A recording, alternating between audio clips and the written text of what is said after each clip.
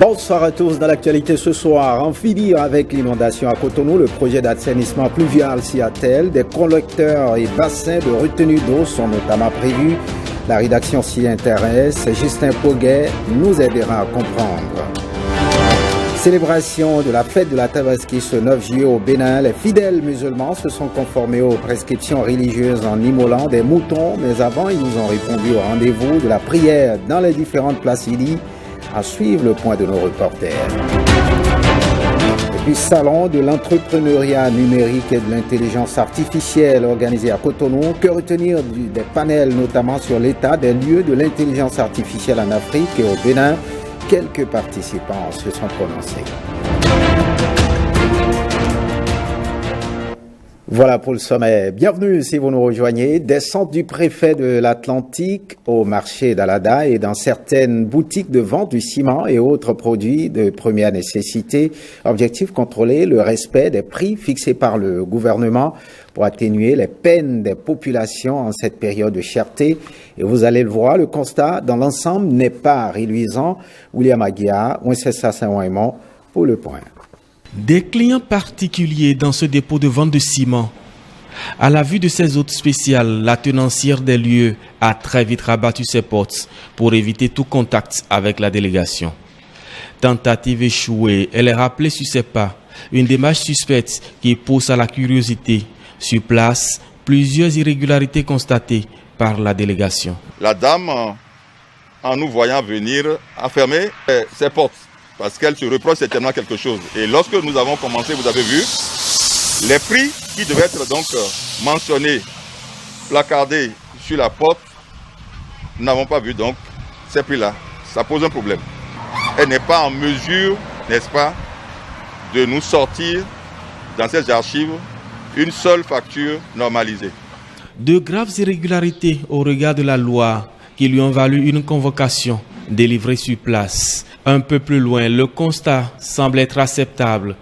Prix affiché, facture délivrée, pas de frais de manutention. C'est étonnant que nous soyons au niveau de ce dépôt et qu'on ait constaté tous qu'ils respectent les conditions et les règles fixées par l'arrêté plafonnant le prix du ciment. Nous osons croire que vos allégations sont en phase avec les pratiques qui ont cours ici. En tout cas, nous allons renforcer et intensifier les contrôles dès aujourd'hui. Même réalité ici, l'un des rares points de vente qui reçoit les lauriers de la délégation. Il faut avouer que c'est dans cette boutique que nous voyons que le propriétaire donc a respecté vraiment les mesures prescrites par le gouvernement. Dans le marché d'Alada, c'est l'envers du décor. Le non-respect des dispositions légales semble être la norme. Pas de prix affichés. Conséquence, les prix de bidons d'huile, de sacs de farine de blé varient d'une boutique à une autre. Avec à la clé l'absence totale de toutes formalités administratives. Autant le dire, ici, l'informel règne en maître. Tous sont convoqués par l'autorité préfectorale pour une séance de travail, l'ultime avant la répression. Et on reste avec ces contrôles. Une équipe de la direction départementale OME Plateau de l'industrie et du commerce était vendredi dans quelques dépôts de cimenterie de la commune de Semepoudi. Objectif de la descente, c'est de contrôler le respect du prix fixé par le gouvernement dans ces dépôts. Calvado Awanou et Nathalie Dorisso l'habillent pour le point. En soutien aux populations face à la flambée des prix des produits de grande consommation, le gouvernement du Bénin a fixé le prix de vente du ciment à 74 000 francs CFA la tonne dans le département de l'Ouémé. Un contrôle dans quelques dépôts de vente de la commune de Semepoudi a permis de constater que la mesure du gouvernement est bel et bien respectée, même si c'est avec quelques désagréments au dire des vendeurs. Je dis à mes collègues qui vendent ciment comme moi, de vouloir bien respecter les prix qu'on nous a demandé de faire. C'est vrai que c'est difficile parce qu'on ne gagne pas beaucoup. Mais le tout petit peu qu'on gagne là, Dieu va nous bénir ça. Le ciment est à 74 000, mais ça ne donne plus comme avant. Aujourd'hui, c'est le gouvernement qui a fixé le prix. Donc il faut aussi respecter le gouvernement. Les commerçants indélicats, qui pour leurs intérêts continuent de pratiquer un prix autre que celui fixé, ont simplement vu leur point de vente mis sous scellé. Malgré nos multiples séances de sensibilisation, nos rappels et tout, il n'y a que quelques commerçants véreux qui s'obstinent à nous écouter et qui font toujours à leur tête. Donc c'est ceux-là que nous avons aujourd'hui pris en charge. Nous avons été obligés de passer à la fermeture de ces dépôts-là pour leur dire et leur rappeler que nous sommes dans un état de droit. Je voudrais encore saisir cette occasion pour dire aux autres commerçants tapis dans l'ombre, dans les coins et recoins, et qui font toujours à leur tête qu'ils en feront pour un temps donné. Et que le jour où nous, agents du ministère du Commerce, nous allons mettre la main sur eux, nous allons les décourager avec la dernière rigueur conformément aux textes de la République. Par cette action, le gouvernement entend mener une lutte contre le non-respect des mesures prises pour soulager les peines des populations. Autre actualité ce soir, les députés membres de la Commission des finances et de la Commission du plan s'approprient les nouveaux outils de contrôle du budget programme. C'est à la faveur d'un atelier de renforcement de capacité sur le contrôle parlementaire de l'exécution des budgets programmes. Le personnel d'appui est aussi convié à ces moments d'échange. Nathalie Doris-Olabi pour le point.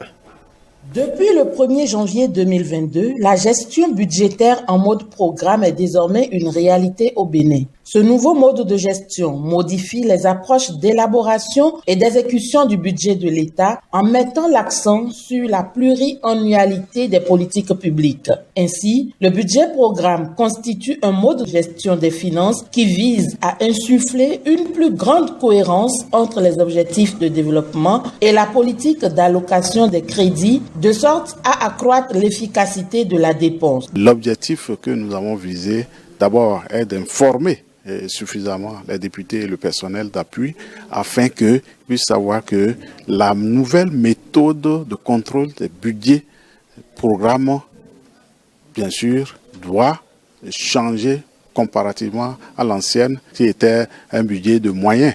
Alors maintenant, c'est un budget programme. Alors à ce niveau-là, il faut véritablement outiller ces députés et ce personnel parlementaire afin que le contrôle de l'action gouvernementale soit véritablement une réalité dans ce domaine-là. Plusieurs communications ont été présentées par des experts à la satisfaction des participants. J'ai le sentiment que les objectifs ici sont atteints. Les attentes, c'est que dès l'ouverture de la session budgétaire prochaine, que les députés qui sont suffisamment outillés puissent mettre à profit ce renforcement de capacité, les outils qu'ils ont acquis pour pouvoir jouer convenablement leur rôle. Cet atelier a bénéficié de l'appui financier du PNUD à travers son bras opérationnel Parc Poge. On parle de ce salon, la première édition du salon de l'entrepreneuriat numérique et de l'intelligence artificielle a pris fin à Cotonou. 3 jours de débats, panels et démonstrations à travers une exposition de talents de l'écosystème du numérique. La ministre du numérique et de la digitalisation a fait le tour des stands. Ici, le président du comité d'organisation du CNIA 2022 nous fait le point de cette première édition qu'il qualifie de réussie. Gaspard Datonji est au micro de Rebecca Kinjaondé. Ce qu'il faut retenir, c'est que la route pour le développement de l'intelligence artificielle au Bénin, elle est tracée. Et le Bénin se veut être leader. Et tout témoigne de ce que la volonté politique est forte, tout témoigne de ce que l'arsenal nécessaire est en train d'être mis en place pour faire du Bénin un leader en matière de l'intelligence artificielle et de toutes les autres technologies comme la blockchain, la réalité virtuelle et la réalité augmentée. L'autre chose qu'il faut dire, c'est que ce n'est pas qu'un salon intellectuel. Ce n'est pas qu'un salon intellectuel dans la mesure où on a eu beaucoup de stands d'entreprises innovantes qui ont des solutions dans l'agriculture, des plateformes d'accompagnement des entrepreneurs, des plateformes qui encouragent à utiliser les bénéfices, les outils de l'intelligence artificielle. Donc, les participants ont profité pour visiter ces stands et la ministre également a fait un tour des stands pour s'enquérir de ce que l'écosystème du numérique a comme valeur ajoutée à apporter au domaine de l'intelligence artificielle, poser également des questions. Je pense que les rideaux sont en train de tomber et nous commençons déjà à faire le bilan et jeter les bases pour les prochaines éditions du CENIA. Eh bien, le CENIA, ce salon a servi également de cadre à différents panels. L'un portait sur l'état des lieux de l'intelligence artificielle en Afrique et au Bénin. Interrogés par nos reporters Rebecca Kinjaondé et Bénédicte Posso, quelques panélistes se sont confiés et donnent leurs impressions par rapport à ce salon. On les suit. Le panel sur lequel j'étais, c'était celui qui faisait l'état des lieux de l'intelligence artificielle aujourd'hui en Afrique et particulièrement au Bénin. Ce qu'on peut souligner, c'est qu'il y a une émulation autour de l'intelligence artificielle en Afrique aujourd'hui, dans le domaine de l'agriculture. Il y a des belles choses qui sont faites au Kenya, au Nigeria, au Bénin également. Dans le domaine de la santé, il y a des belles initiatives qui sont aujourd'hui en cours. Et l'état des lieux qui a été dressé hier, c'était que quand les sujets sont bien abordés et que les cas d'usage sont bien précisés, l'intelligence artificielle, c'est vraiment un levier d'accélération de la transformation digitale. Sur ce panel, il y avait été question aussi de discuter de la gouvernance de l'IA. Et d'ailleurs, le plan stratégique du ministère du numérique et de la digitalisation sur l'intelligence artificielle vient souligner justement un certain nombre d'aspects autour de la réglementation, autour de l'intelligence artificielle aujourd'hui. Cadre essentiel d'ailleurs. Le CENIA, c'est une belle opportunité. Franchement, c'est une très belle opportunité. Là, je vois ici des entrepreneurs de tous bords, de tous secteurs, qui s'intéressent à une question cruciale, qui fera la transformation digitale de demain. Le CENIA a été une organisation, à mon sens, parfaite. À bien des égards, une organisation qui montre que le Bénin peut faire une démonstration de force à l'échelle internationale parce qu'on voit les acteurs institutionnels, on voit les entreprises, on voit des gens qui sont capables de financer ce genre d'initiative et on a toutes les thématiques qui sont abordées au sein du CENIA. Donc pour moi, c'est une expérience juste merveilleuse, il faut la continuer d'ailleurs. Le CENIA, c'est vraiment génial, c'est un élément qui nous montre que tout ceci intéresse vraiment nos décideurs. Et ça nous permet de voir aussi ce qui se passe au niveau de la stratégie. Donc c'est aussi un cadre pour voir qu'on a quand même une vision qui se dessine de plus en plus. Et lorsqu'on voit l'ensemble des acteurs qui participent au CENIA, on est très heureux. On a des chercheurs, on a des entrepreneurs, on a des curieux et on a les décideurs également. Donc c'est vraiment le cadre idéal pour échanger et pour sortir des choses concrètes, utiles pour le développement. Venons-en à présent à la célébration de la fête de la Tabaski. Les fidèles musulmans de Parakou ont célébré cette fête, encore appelée fête de mouton. Ils étaient plusieurs centaines à rallier la place Idi du Carder pour la grande prière. Le reportage de Olvira Mensan et Onok Onkwati. Allahu Akbar. Allahu Akbar. Allah Akbar, Dieu est le plus grand. En ce jour béni de la Tabaski, ces fidèles musulmans de la ville de Parakou réaffirment cette grandeur à la face du monde.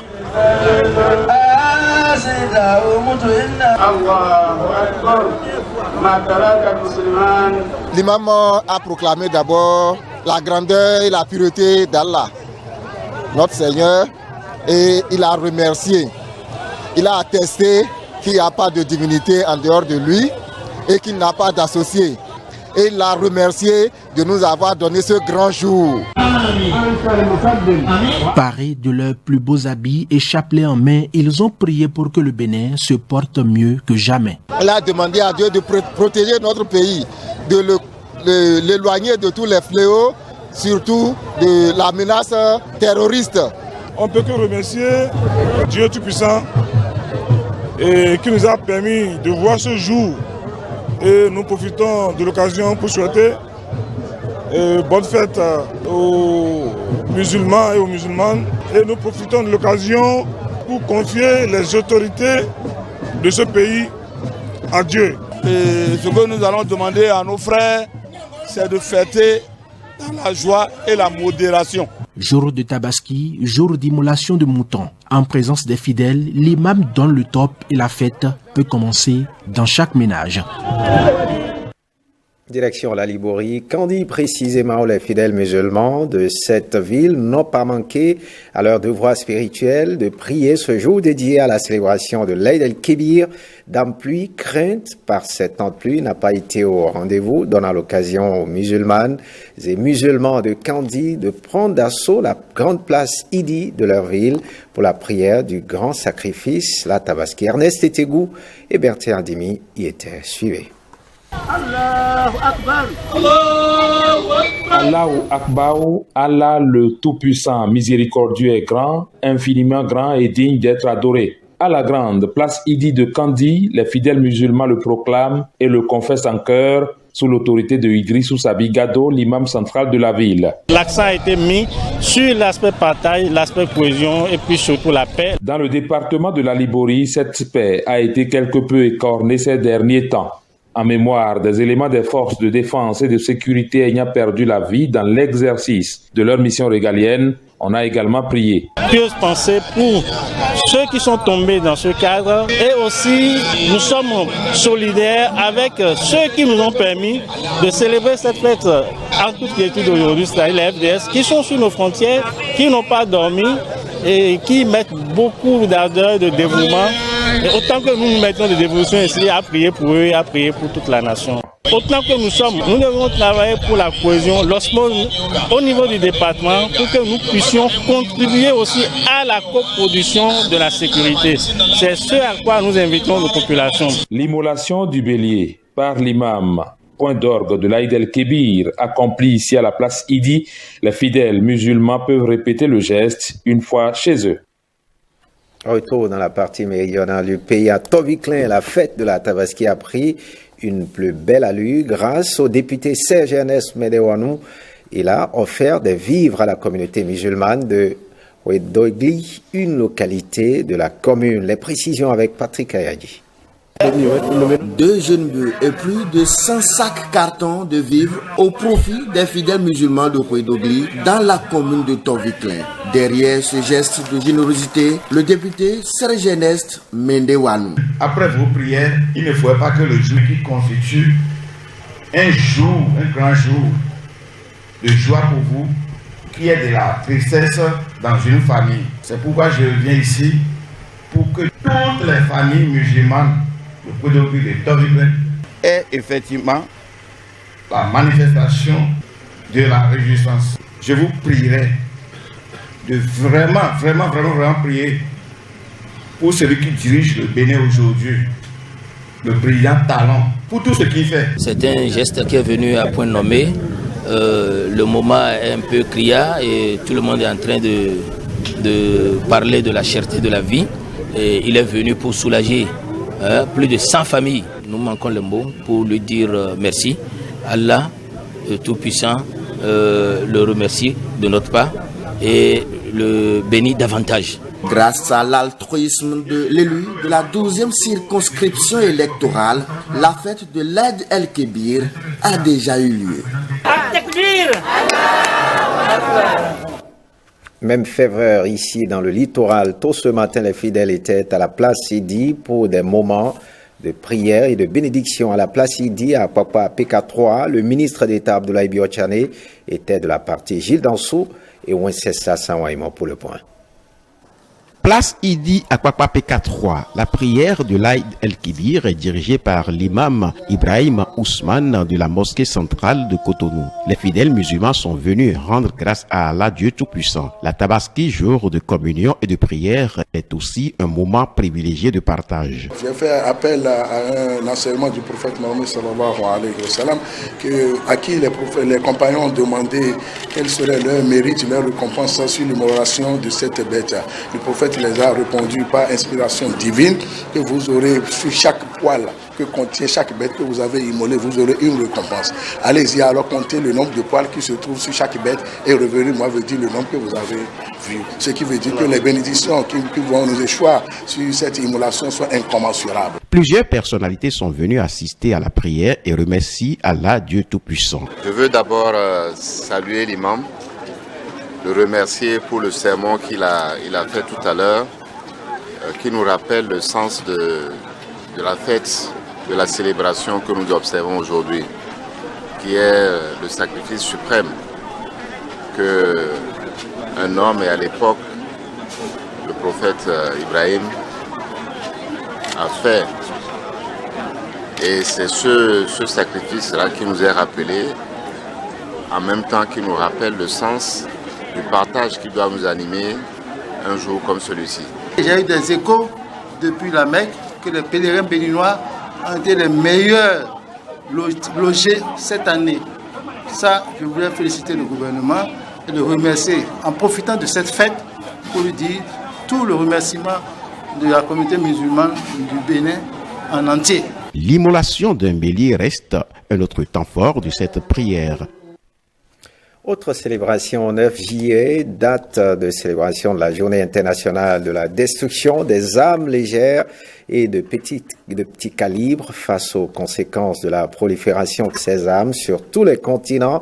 L'Organisation des Nations Unies s'investit dans leur destruction. Justin Pouguet nous en dit plus. Ces armes légères et de petits calibres. Aujourd'hui 9 juillet, Journée internationale de la destruction des armes légères. La journée est lancée par l'Organisation des Nations Unies en 2001. Qu'est-ce qu'une arme légère? Un Colt 1911. À moins de 100 mètres, elle donne la mort. Une arme légère, telle que le AK-47, capable d'être portée, transportée et utilisée par un seul individu, sans que l'utilisation d'un support tel un trépied soit indispensable. La catégorie des armes individuelles, comme les pistolets mitrailleurs, les fusils à pompe, les fusils d'assaut, les fusils de précision. Les Nations Unies luttent contre ces armes parce qu'elles sont devenues un fléau mondial. Le commerce illicite des armes et de leurs munitions cause des ravages partout dans le monde. Des bandes terroristes défient des États. Des rebelles attaquent des casques bleus et des civils. Sur tous les continents, les armes légères non contrôlées posent des problèmes durables de sécurité, de paix et de développement. La plupart des conflits sont menés aujourd'hui essentiellement avec des armes légères. Mais les actions des Nations Unies et des différentes instances allant dans le sens de la destruction des armes légères donnent des résultats, même si on est encore loin du compte. 164 millions de munitions, près d'1 million d'armes légères et de petits calibres et plus de 16 millions d'armes à sous-munitions sont détruites à ce jour. Passons à présent à cet élément en titre. Le projet d'assainissement pluvial de Cotonou a ouvert des chantiers dans le littoral. Objectif en finir avec l'inondation dans la capitale économique du Bénin. Dans le reportage qui va suivre, Justin Pouguet et Brice Kibozo reviennent en détail sur la définition même du projet d'assainissement pluvial de Cotonou. On les suit. Le projet d'assainissement pluvial de Cotonou a démarré depuis. Les chantiers sont ouverts.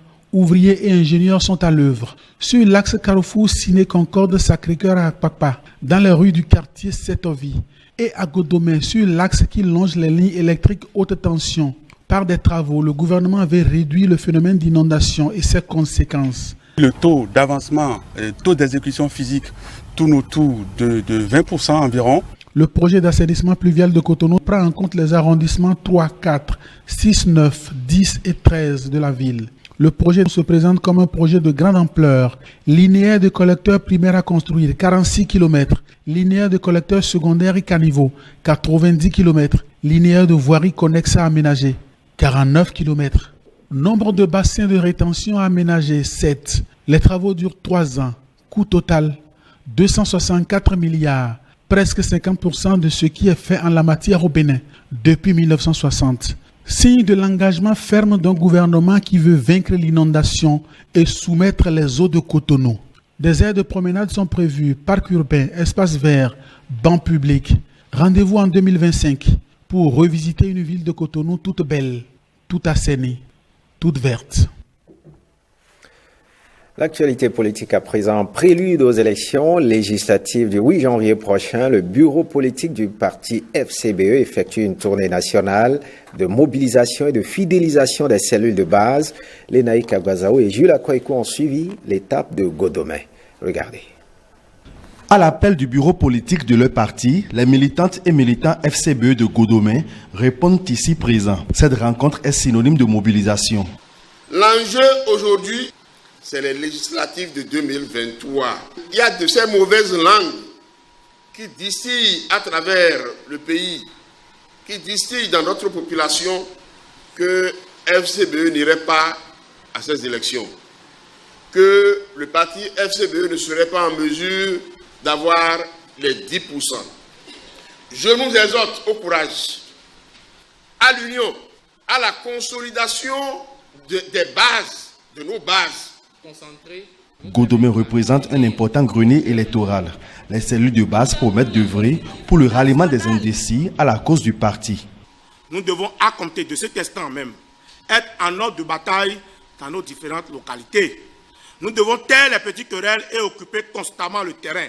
Je voudrais remercier et féliciter le secrétaire exécutif national, chef de file de l'opposition, Paul Moukoué, pour tout le boulot qui se fait au sommet du parti.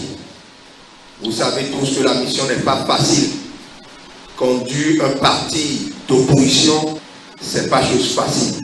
Après l'étape d'Abou-Bekalavi et maintenant celle de Godomé, Soava et Zé sont les prochaines destinations pour le compte de cette tournée dans la 6e circonscription électorale. Passons à la remise de ce don. 7 millions de francs CFA, c'est le montant de divers matériels et équipements que Médecins du Monde Suisse vient de mettre à la disposition du centre d'accueil et de transit des enfants de Candie. Le geste vient renforcer le fonctionnement de ce centre qui œuvre pour la protection des droits des enfants. Ernest Etegou et Bertin Andimi nous en parlent. Nous avons des tam-tams, au moins 21. En plus de ces tam-tams, bien d'autres matériels accompagnent l'appui de Médecins du Monde Suisse au centre d'accueil et de transit des enfants de Candie ainsi qu'aux 3 espaces amis des enfants de la ville. Nous avons compris que le centre de transit de Candie est un centre qui doit être vraiment fonctionnel pour que les enfants qui transitent par ici puissent vraiment retrouver la chaleur de famille.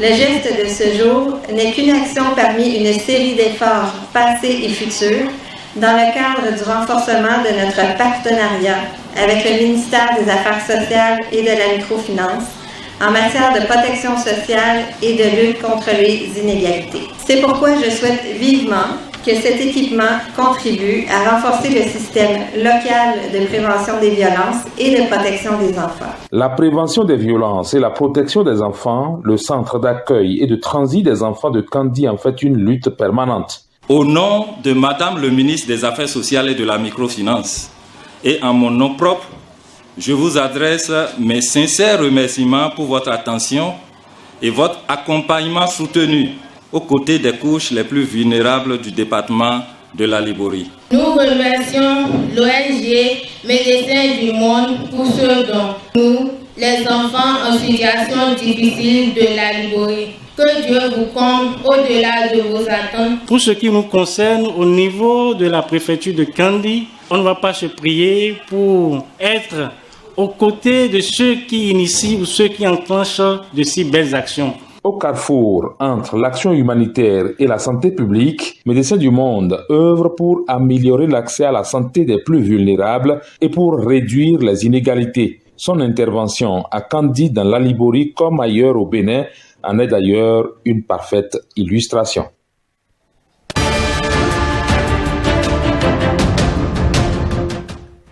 Les informations hors de nos frontières, nous irons en Angola, en Chine, puis au Japon où le corps de Shinzo Abe est arrivé à Tokyo. C'est une compilation signée Cécile Gounandou et Stanislas Lincoln. Les habitants de Luanda en deuil après la mort de l'ancien président angolais José Eduardo dos Santos. Ça et là, les populations s'en désolent, expriment leur sentiment de tristesse. José Eduardo dos Santos avait dirigé le pays pendant 38 ans. Il décède à 79 ans dans une clinique de Barcelone où il était hospitalisé.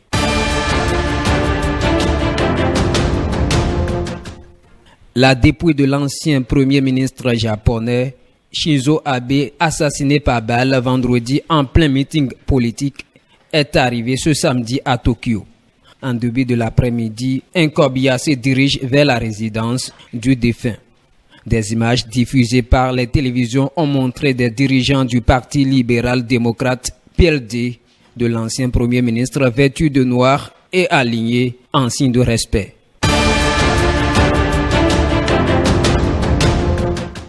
Le secrétaire d'État américain Anthony Blinken s'est entretenu ce samedi dans l'île indonésienne de Bali avec son homologue chinois Wang Yi.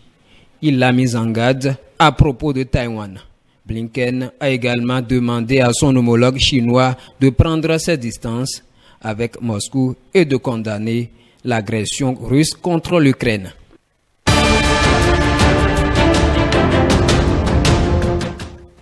Ce journal se refait.